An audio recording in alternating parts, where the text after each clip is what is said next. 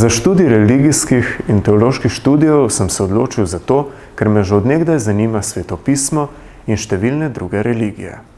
To znanje sem želel poglobiti, predvsem pa pridobiti odgovore na številna družbeno-etična vprašanja. Priznati pa moram, da je študij omogočil več kot samo to. Pridobil sem tudi številna druga znanja na različnih področjih, kot so socialno področje, humanistika, javno pravo ter medverski dialog.